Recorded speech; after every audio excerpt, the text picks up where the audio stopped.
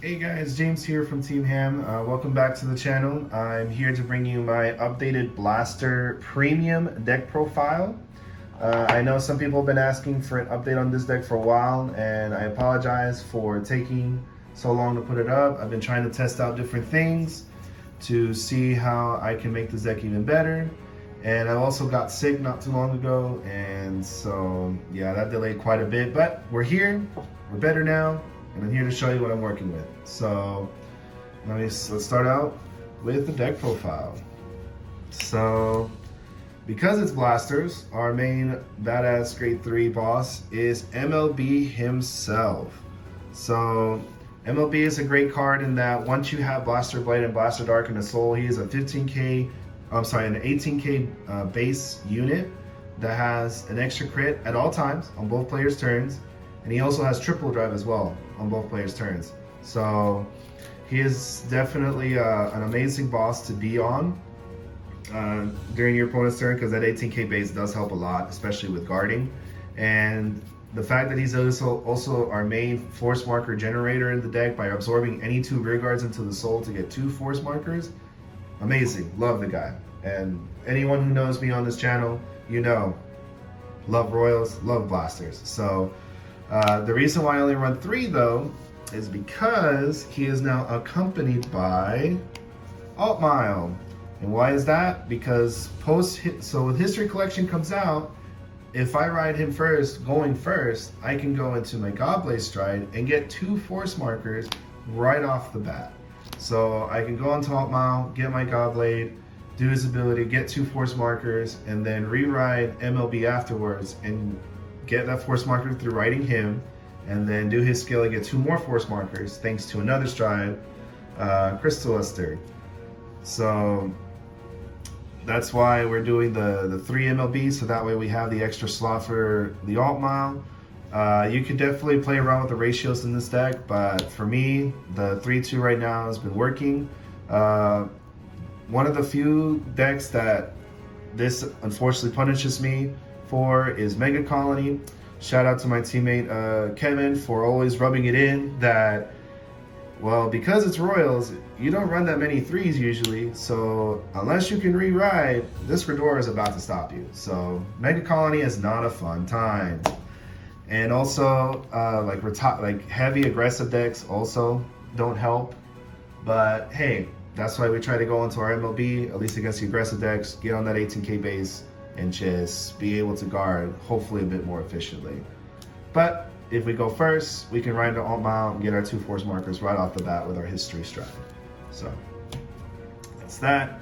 And of course, because it's blasters, you already know we need to have the paired Blaster Blade and Blaster Dart. So I like to run the D Blaster Blade and the V Blaster Dart because I feel their abilities are the stronger ones. Some people can argue that the D Blaster Dart is better because you can target, what you want to retire.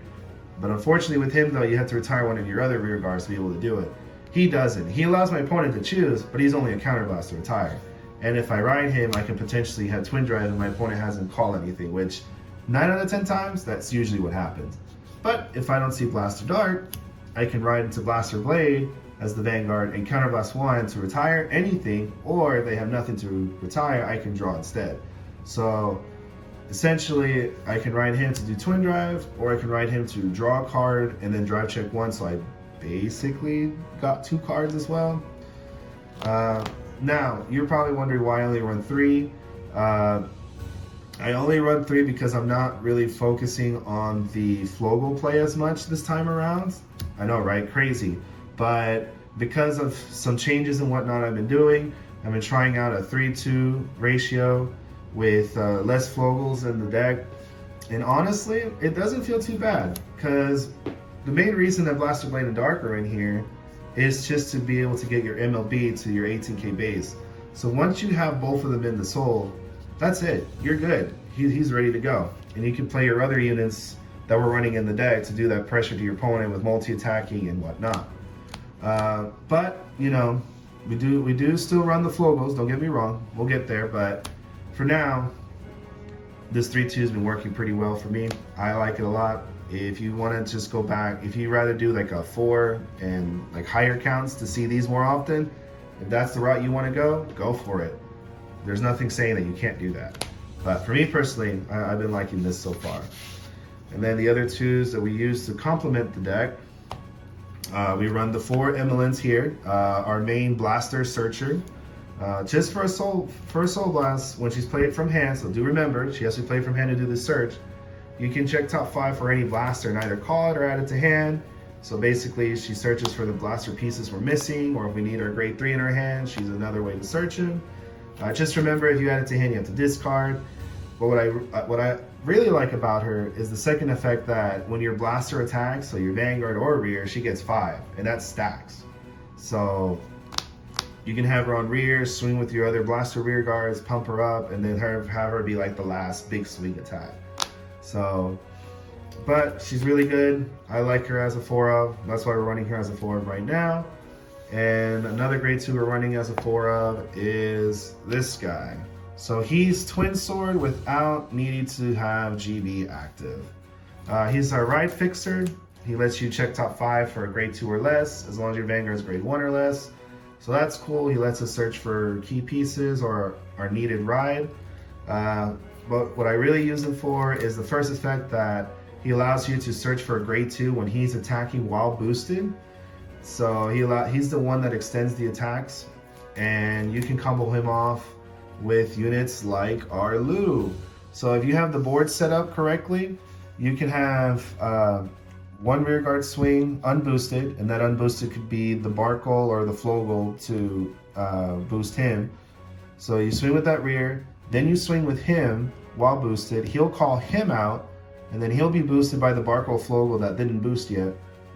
And then you'll be able to do his skill to call out a grade 2 blaster. So it's just that, you know, some extra multi-tagging shenanigans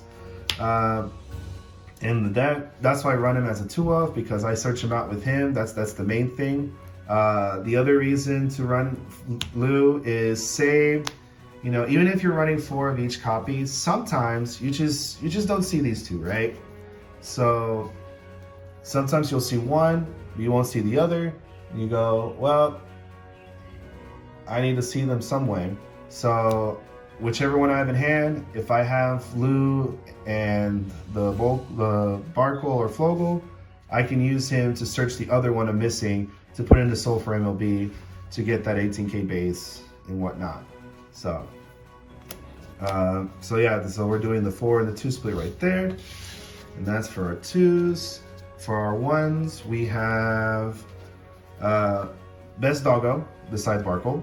Wingull. So Wingull is basically your main blaster searcher with on hit, besides, you know, Emolyn. Emolyn requires a Soul Blast to do her skill. He does not require a cost, he just requires you to hit the Vanguard. So what you can do is you can use him for early aggression. I tried to get like 1 or 2 of these in my hand, go post mulligan. So that way I can call, like say if I'm going second, I can ride 1, call the other to the other rearguard circle or behind the van, however I want to do it, and try to pressure my opponent early on to do double searches for my blasters. And he can add any blaster. He can add Blade, Dart, MLB, Barkle, any other blasters you're running in the deck. So definitely he's staying as a 4-of. I don't see this guy being replaced anytime soon. And I mean, look, he's a good boy. Look at him, good doggo. So we have to keep our good doggos. So we run him as the 4. And like I was saying with good doggos, we also have good doggo Barkle. So Barkle is the main countercharger in the deck. You have to call Blaster Blade in the same column as him, while you have a Vanguard with Blaster in its name, to be able to get that countercharge. So if you're running like Blaster Blade Exceed or any other card with Blaster Blade in name, it's not going to trigger his countercharge. You have to call the Blaster Blade specific name grade 2 in the same column to get that countercharge. So do remember that when playing Blaster Blade and Barkle in any deck that you're running. But yeah, also good doggo. Badass looking sword. I mean, look at that art, it's so fucking great. But Definitely good doggo. Run him as a 4 of. Has Blaster name, so you can search him with Wingull and MLN. Amazing card. And to round out the ones, I do run 2 Replenish Mage. It's okay. I'm not 100% like sold on this card, but I like the fact that it's able to call out, like say a Blaster Blade or a Dart from Soul, or even an MLB that you may have in Soul to get that additional attack in there. Also, it's a really good grade 1 ride target because if you ride a Blaster on top of it, it has basically a Forerunner ability, which is when rode upon, you can call it to a rearguard circle from the Soul. So I don't like it as more of a 2 of. I tried, you already know me, I've tried it as a 3 of, as a 4 of. It got too clunky. It really didn't work out as well as I thought it would. So I just have it as a low count, in that if I see it, cool. If not, oh well, it doesn't really hurt too much. But having an option to be able to do an extra multi-attack with a counter blast is pretty good, especially if you can go, you know, you have a Barkle, 1 rear, do its skill to call out the Blaster Blade, so the counter blast was basically free. So that's cool. So we still run as a 2 of. And then we run 2 of the OG Stride Fodder of Sisylas. Literally, main reason in here is to be able to search out for Alt Mile. You can use him to reveal the grade 3 MLB in hand, especially if you're going first. Guarantee get that Alt Mile to hand so you can ride him first, do your Godblade shenanigans, and then do your next turn with the MLB shenanigans. So, and like I said, he's a Stride Fodder, so you can discard him for Stride, so that's a nice plus. And then I run the 1 Elementar Sanctitude. It is premium. Strides have the triple drive icon, the triple drive ability, so this is a free PG whenever your opponent strides. So definitely required, I feel, in premium. All right, so we'll go into the triggers. For triggers, I am running 8 critical triggers. So as I was saying earlier, I'm not really running the 4 Flogels anymore. I value the 10k power from the triggers a lot more.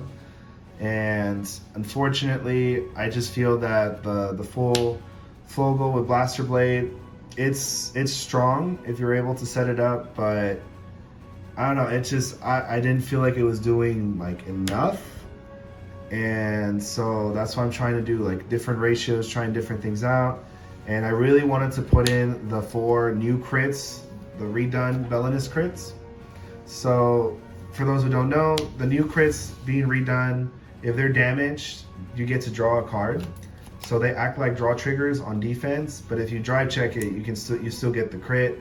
And it still has the effect that if your Vanguard's Alt Mile, Soul +5 to draw. So when I play this deck, I usually like to take damage, so I can do like my lose, my grade 2 multi-attacker play. So I thought, I had the thought process of, you know, if I like to take damage to do those type of effects or do other plays, I would really like to run this guy as a 4-up, so at least if I damage it, I can draw an extra card for it, you know? And so I had to take out triggers somewhere, and that's where the thought process of Flogel came in, that do I really need the 4 Flogels? Is it really that amazing that I need to run the 4? How often do I have 3 Flogels and a Blaster Blade on field? Not very often. Do I have the counterblast for it when it happens? Usually, yes. But it doesn't happen that often, so that's why I opted to take out 2 here. But it's still good enough, you know, to add pressure and to still run it. So that's why we still run the 2. But because of that, I decided to take out 2 strike crits, and it hasn't been that much of an issue. Striding hasn't really been that much of a problem at all. The 2 strike crits I get away with, the 2 Flogels, you know, if I see it, cool. If not, it's not the biggest thing in the world. But seeing the 4 Belinus and damaging these feels so good, man. They're great. That's why I'm running a 4-2-2 right now. And then, as you saw earlier, we did the Sanctitude. So I run 3 draw PGs to fill out the Sentinel spots. You can only run 4 Sentinels, so Elementaria takes 1. And this is a combo piece deck, so I do want to see draws. And if I damage the draw triggers, at least I can draw for it. So that's why we run the 3. And then for the heals, we run 3 of the Heal Guardian and 1 of the Resource Heal. So I've noticed that sometimes my opponent will try to damage deny and not give me that much damage. So I like to run the 1 so I can use it and get that counter charge. You'll hardly ever soul charge with this. I've never needed to do this to soul charge. It's definitely in here to try to counter charge 1 so I can at least have 1 extra counter blast to work on my next turn. And we run the 3, the Heal Guardian still, because we're trying not to die early game, especially if we go second, our opponents do their history collection strides. We like to see these in our hands so we can at least give 10k to our van or -2 crits somewhere. So that's why we're doing the 3-1. And then of course, we run the Ketero T because being able to drive check with rear guards on your opponent, get extra cards to the hand is nice. Especially in premium, it's nice. You do that. And to finish it up, our starter is Milius. Yeah, I should be using my Barkle that I got at Worlds, but I mean, look at this SP. It's so cool. Such great artwork. It's really pretty. That's why I run this one instead. If the Barkle or the promos we got from Worlds, you know, the Barkle, the Elementaria, they were foil at least, then I would be more inclined to run that. But unfortunately, they're not, so we run our full art as starter instead. And then we go to our strides. So I run the 1 copy of Messiah. That's the new Messiah coming out in History Collection. The main thing used for it is if I go second, I reveal it to get a 20k shield ticket to my hand. The other effect that I sometimes use, because my fiance loves playing Link Joker, I can summon it to unlock a certain amount of lock cards I have, so I can try to fight Chaos Breaker a little bit more. But Chaos Breaker, Link Joker in general, is just one of those clans that's just a hard matchup for Royals for the most part. So you try to deal with the matchup as much as you can with what you have. So it's something, right? But again, main reason for this is just to get the 20k shield. And then, as I was saying, with Kalvin, so he's also being redone in the History Collection. His on hit now will happen regardless if you hit or not, because that's one of the new effects he got. The main effect you use for it though is if you're on the OG alt mile, you have not gotten a gift marker at all this game, you can discard cards from hand whose grades equal 3 or greater to stride into this, and then you flip a copy to get 2 imaginary gift forces. It's the main thing why he's in here. He allows you to do like extra multi-attacks as well, you know, like extend attacks, because if he hits, he allows you to search for a grade 2, call it to rear, so he can extend with your grade 2 multi-attackers like him, or you can go get Lou directly. Or what I do with him sometimes is I'll use him to search for a Blaster Blade or Dark that I'm missing, call it to a back row, and have it most of the time safe there for my MLB play for next turn. So I need the 2, and then I run the 3 Crystal Lusters. You love them, you hate them.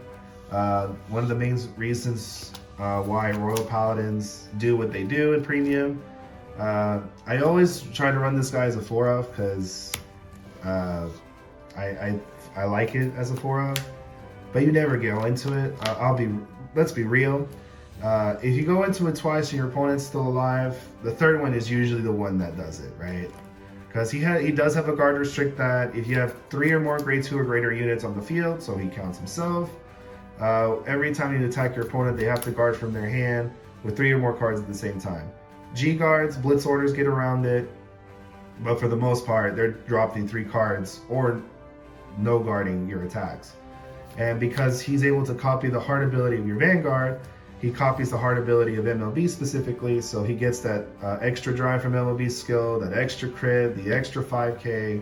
So that's why I'm running it as a 3-of. If the first 2 don't kill your opponent, the last one usually does, if it gets that far. And then for other strides I'm running, just to have options, I do run the Alfred still. He allows you to give your Blaster Blade on Rearguard Circle the ability to perform Twin Drive on its first attack.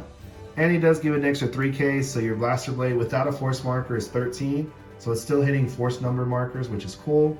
On a force marker, it's 23, which is ideally what you want. And yeah, it's just an extra option. I've actually gone into him quite a bit as like a finisher. If I look at my opponent's board, if I see their drop and I see 3 heal triggers out of the game, if I see like 2-3 PGs out, I'm like, okay, I feel pretty safe to go into this and try to end the game that way. So I run 2 Alfreds still. We still run the 1 Gantz a lot because we mainly use him for the G-Zone effect that he gives all your Blaster Blade cards resist. So that's really nice to be able to have that Blaster Blade on rear, and you power it up, swing, and if your opponent tries to G-guard and target it for effects, they can't. So they have to hard guard that Blaster Blade, however big it is. You can also stride into him to get a free counter charge and a free quad drive and a crit, but most of the time you won't do that. And then we run the 1 Twin Blader, also a finisher in the deck. Once you have enough face-up G units in the G-Zone, every time a unit's called from the deck, they're going to get 5k for every G unit face-up. I usually like to go into this once I have 5 or more G units face-up. That includes G-Guards, Strides, so that way those units get that extra 25k or more power. So it's really hard to block those attacks. Like, you don't need guard restrict if you can swing big enough with your rear guards. And then remember, we run grade 2s that are able to call out during the battle phase, so that's just even more potent. He's able to call out 2 grade 2s when he swings, so guarantee at least those will get power, but those grade 2s you call out can probably call out other grade 2s, and they're going to get power up as well, because his effect is not restricted to what he calls out, it's whatever is being called out from the deck. So do keep that in mind. Also, he has to be boosted as well to be able to do his effect, so also keep that in mind. If you go into this, if you have no booster, he ain't going to do anything. And then I run the 1 Progenitor still. I really like Progenitors personally. I try to run them in all my stride decks when I can, because they are free strides for the remainder of the game if you go into it. Do I do his effect when I go into it? 9 out of 10 times no. There have been some times I have, because my hand is just that full of normal units. But for the most part, we just go into it knowing that we can free stride for the rest of the game. That's what it's here for. And then for the G-Guards, I run a bunch of 1-Fs. So we have the 1 Maskull here. He's in it free 10k shield when you go into him. If you have a rear guard in the front row, he also lets you flip up a G-Guard. So that increases your G count face up in the G-Zone, which, as I was saying earlier, matters for strides like him. Also matters for strides like Crystal Luster if you need to hit that GB count. That's mainly for him, just letting you guys know. And then we also run the 1 Iseult. If you play against decks that don't retire your board, like Bermuda Triangle for example, you can go into Iseult, Counterblast 1, if your Vanguard's a blaster, so keep that in mind. If you're on MLB, you go her, Counterblast, you have a full field of rear guards, she gets 5k shield for every rear guard you have. So she actually helps a lot for me when I go against Bermuda Triangle, because she's that 1 big shield against them. So that's why I still keep her. I do run the 1 Marin. Marin says I can Soul Blast 1, search for a grade 1 or greater unit, call it to Guardian Circle, give it an extra 5k shield. But again, if I'm on MLB, I can do this. If I'm on Altmile, I cannot do these 2 G-Guards. So that's why it's imperative, once I go into Altmile, after I do the whole Godblade turn, I go into MLB right after. Because if I'm stuck on Altmile, these don't really do anything, they're vanillas. But we planned for that. We planned for the event that, you know, we might be stuck. So we run the 1 E-Grain. So E-Grain only works if you're on Altmile. So she says if you're GB1 and you're in Brave stat, you get an extra 5k shield, which is cool. And then her other skill, if she's put on Guardian Circle, if your Vanguard's Altmile, you can Soul Blast 1 to get an additional 10k shield. So she's the main G-Guard I'll use if I'm going first. I ride Altmile, do my plays. Once my opponent goes, they stride, do their thing. She's the first G-Guard I use. Because once I'm on MLB, I'm not going to be able to do the Soul Blast plus 10k shield. So that's why I run the 1 in here. And then, because our rear guards are sacred and important, because Royal Paladin things, we run the 1 Dismal. So we can target our rear guard, give it resist, can't be hit, especially if there's a Blaster Blade on rear. You can use this to protect it. Or, you know, you're in those games where you're like, well, I don't have Blaster Blade right now, but I want to keep my grade 2 multi-attacker safe. This dude right here, we can use the Dismal, target him, and now he's protected. So those are the 5 G guards we're running, which runs out the G-Zone. Alright, that was my updated Royal Paladin Blaster deck profile for Premium. I hope you guys enjoyed it. I hope you guys get some cool ideas from it. You know, some cool, you know, thoughts for the deck. Again, if you have any recommendations, anything you would suggest me to take out, try to run instead, I'm definitely here to here to listen to it, take it in, try it out at my locals, see how it goes. As y'all know, this channel was mainly made so that way we can help each other out, give each other, you know, some ideas, you know, maybe some things you didn't think about before, just to help everyone get better at the game that we all love.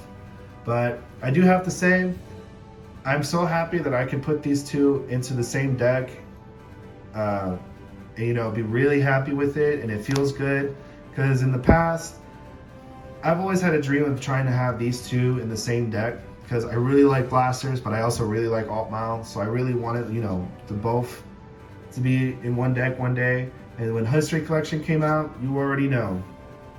I saw that. I can go into alt-mal, get a Goblet for force markers, and then I can go into MLB and just play the game the rest of the way that way. I can run both bosses in the same deck. I was sold. I was ecstatic. So definitely been trying out different ratios, different ideas, you know, trying to theory craft this deck and try to figure out what's the best ratios I can run to make it good. And this is what I've come up with so far. So again, hopefully you guys enjoyed. Thank you for listening to my rambles. You know, just love Royal Paladins here, guys. Please like and subscribe if you like this type of content, and let me know your thoughts, guys. But with that being said, y'all take care.